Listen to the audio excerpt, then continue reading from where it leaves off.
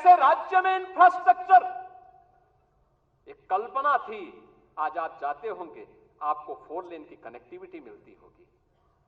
आज आप कहीं भी जाइए, प्रयागराज जाइए, काशी जाइए, लखनऊ आइए, अयोध्या जाइए, गोरखपुर जाइए, पश्चिम के किसी भी जनपद में जाइए,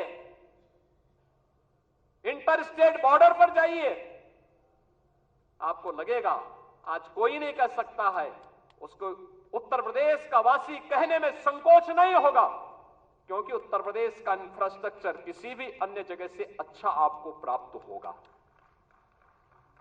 मुझे याद है जब मैं बुंदेलखंड गया था पहली बार मुख्यमंत्री बनने के बाद, मेरे साथ आज के जल शक्ति मंत्री श्री स्वतंत्र देव सिंह जी थे। हम लोग चित्रकूट में गए। मैंने चित्रकूट में वहां के कार्यकर्ताओं के साथ बैठक की, जनप्रतिनिधियों के साथ बैठक की, रात्रि को मैंने वहां के उद्यमी और व्यापारियों के साथ बैठक की थी। मैंने उनसे कहा, मैंने कहा यार चित्रकूट में अच्छे होटल क्यों नहीं आ रहे हैं, अच्छी धर्मशालाएं क्यों नहीं बन रही हैं? उन्होंने एक ही बात कही, उन्होंने कहा अगर कोई निवेश करेगा तो डकैत उसका अपहरण कर देंगे। तो मैंने कहा मैं अगली बार तब आऊंगा जब यहां से डकैतों से मुक्त कर दूंगा। और मुझे बताते हुए प्रसन्नता है, आज न केवल बुंदेलखंड चित्रकूट बल्कि पूरा बुंदेलखंड डकैतों से मुक्त हो चुका है, माफिया से मुक्त, डकैतों से मुक्त।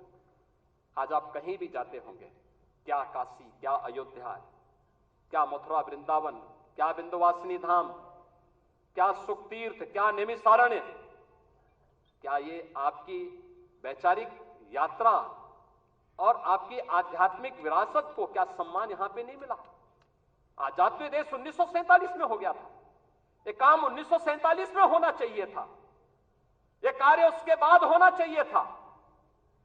डॉक्टर लोहिया की विरासत को संभालने वाले लोग, जिस डॉक्टर लोहिया ने कहा था कि भारत की पहचान 3 महापुरुषों पर है, उन्होंने कहा था कि भारत तब तक भारत है जब तक भारत के अंदर राम, कृष्ण और शिव की पूजा होगी, तब तक भारत का कोई बाल बांका नहीं कर सकता है। और राम, कृष्ण और शिव की इस परंपरा को क्या इन समाजवादियों ने कलंकित नहीं किया था? क्या अयोध्या को लहूलुहान नहीं किया था? और क्या यही कार्य ये लगातार नहीं करते रहे? मुझे आश्चर्य होता है। राजूपाल की हत्या होती है प्रयागराज में, क्या राजूपाल पिछड़ी जाति के नहीं थे? उमेश पाल की हत्या होती है, क्या उमेश पाल पिछड़ी जाति के नहीं थे? भारतीय जनता पार्टी के विधायक कृष्णानंद राय की निर्मम हत्या हो जाती है, और कृष्णानंद राय के साथ गोलियों का शिकार होने वाले लोग कौन थे? एक रमेश पटेल थे, एक रमेश यादव थे, कोई अन्य पिछड़ी जाति का था। क्या इनको पिछड़ी जाति में नहीं मानते लोग? क्या क्यों नहीं इनके बारे में आवाज उठी? ये आवाज को तभी बल क्यों मिला जब भारतीय जनता पार्टी की सरकार हुई। और आज आप देखते होंगे इन माफियाओं के लिए फातिया पड़ने वाले लोग किस प्रकार से चिल्ला चिल्ला करके फिर से चुनौती देने की स्थिति में आए हैं। और इसीलिए तो हम कह रहे हैं कि मोदी जी ने जो कहा था वो करके दिखाया। सबका साथ और सबका विकास, लोक कल्याणकारी योजनाओं की किसी भी योजना में आप देख सकते हैं, क्या राशन की योजना, क्या मकान की योजना, क्या हर घर शौचालय की योजना, चाहे हर घर नल की योजना, चाहे आयुष्मान कार्ड या किसी भी अन्य योजना में, उज्ज्वला योजना की हो योजना हो, कोई भी योजना हो, क्या किसी के साथ कोई भेदभाव हुआ? जाति, मत, मजहब के आधार पर, चेहरा देख करके किसी के साथ भी कोई भेदभाव नहीं। सारी योजनाएं बिना भेदभाव के हर तबके को दी गई। और हमें आश्चर्य होता है, समाजवादी पार्टी की सरकार के समय कन्नौज के मेडिकल कॉलेज की चर्चा हुई। कन्नौज के मेडिकल कॉलेज का नामकरण बाबा साहब डॉक्टर भीमराव अंबेडकर जी के नाम पे था। समाजवादी पार्टी के तत्कालीन मुख्यमंत्री ने नाम बदल दिया। और इस बार जब मैं वहां गया था, हमारे वहां मंत्री श्री असीम और उन्होंने मेरे सामने इस बात को रखा। हमने उसी दिन कहा कि नहीं, ये बाबा साहब भीमराव अंबेडकर के नाम पर ही मेडिकल कॉलेज फिर से जाना जाएगा। और हम लोगों ने इस मेडिकल कॉलेज का नामकरण उसी समय वहां किया। लखनऊ का भाषा विश्वविद्यालय क्या ये मान्यवर कांशीराम जी के नाम पे नहीं था? क्यों चेंज कर दिया गया? ये सब समाजवादी पार्टी की सरकार में होता।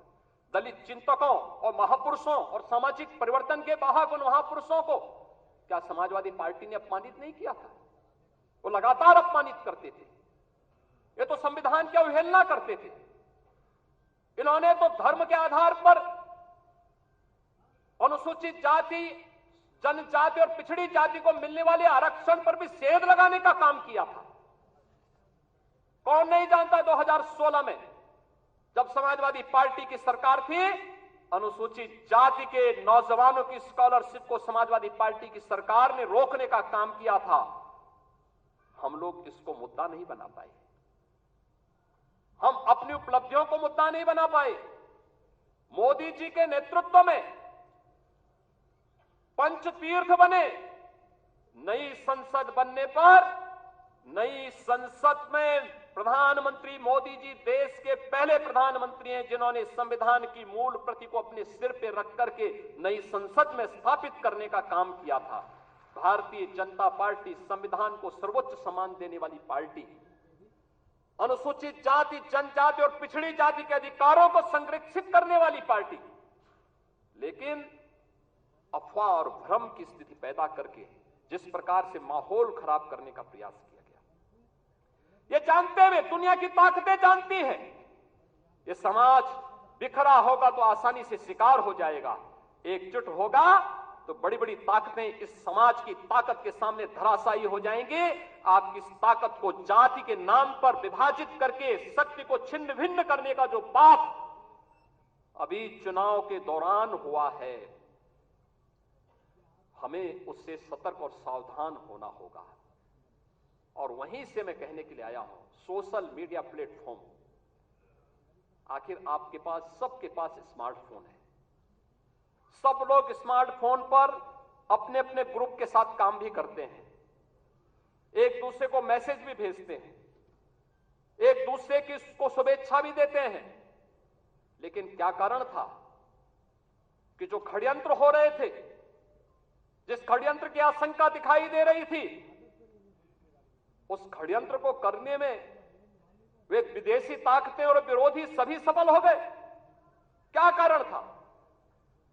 हम लोगों को इसके बारे में जागरूक होना पड़ेगा। आप एक राष्ट्रवादी मिशन के मजबूत स्तंभ हैं और उस राष्ट्रवादी मिशन के साथ जुड़े होने के नाते जहां भारतीय जनता पार्टी कहती है नेशन फर्स्ट, देश पहले है, दल बाद में है और मेरा स्वयं का हित सबसे बाद में है, उस भारतीय जनता पार्टी के कार्यकर्ता को क्या ये नहीं देखना चाहिए कि सोशल मीडिया में क्या कुछ चल रहा है, और उस अभियान के साथ जुड़ना, उसको देखना, उसका खंडन करना, और फिर पंचतीर्थ के फोटो,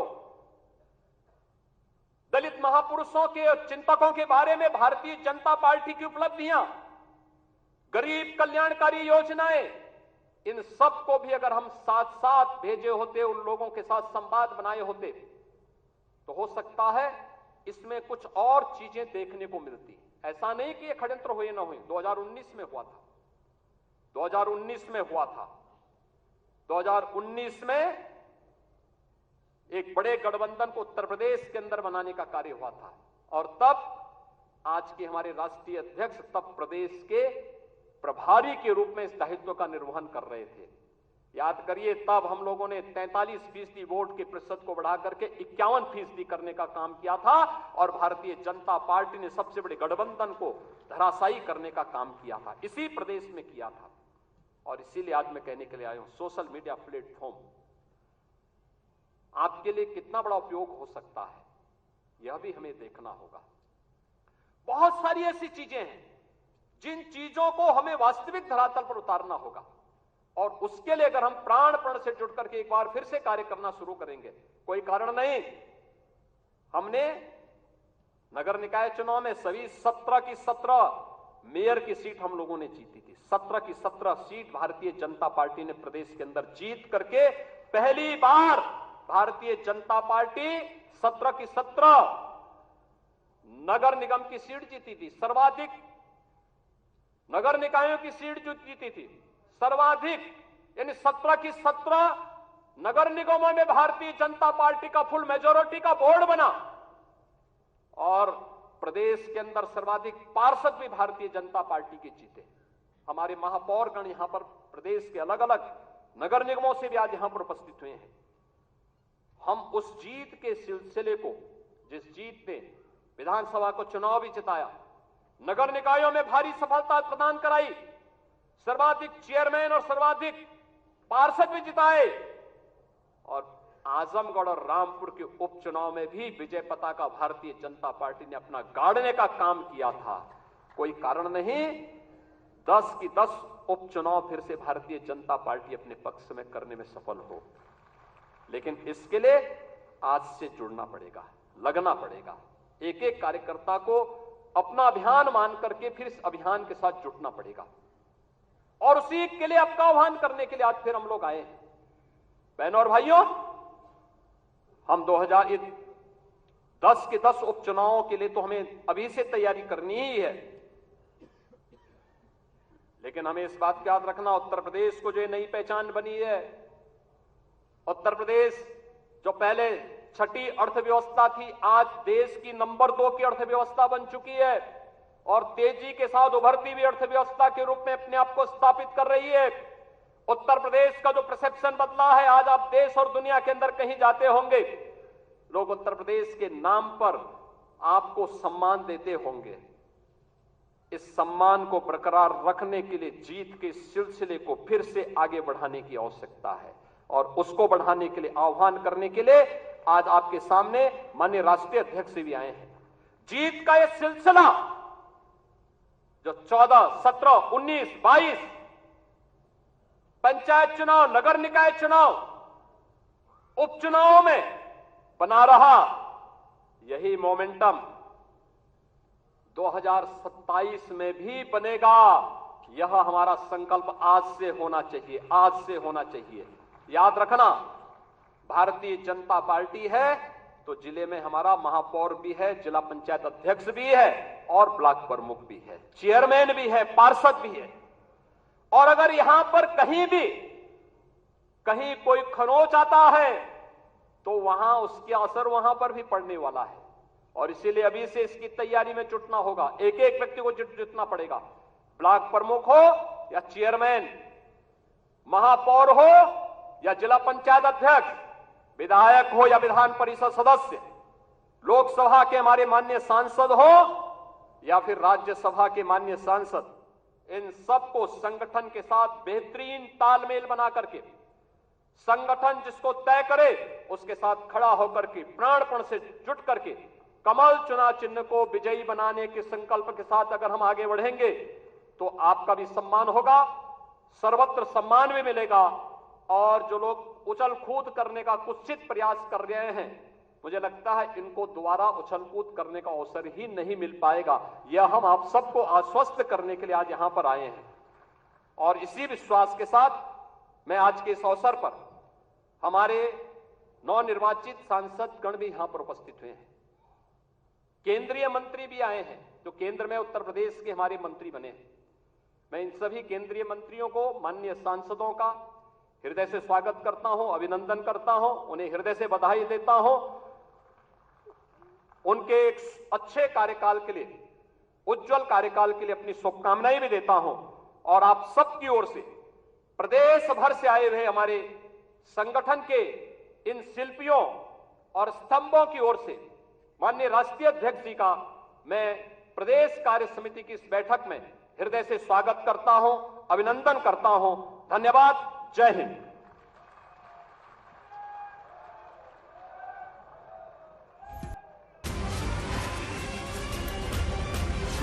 तो योगी आदित्यनाथ को आप सुन रहे थे। साजिश करने में विरोधी अब सफल ना हो पाए, उपचुनाव में सभी 10 सीटें जीतने का एक भरोसा भी देते नजर आए और इसके लिए कड़ी मेहनत की भी बात कही है। वो हर लेवल पर कार्यकर्ताओं से जुड़ने के लिए भी कहा है।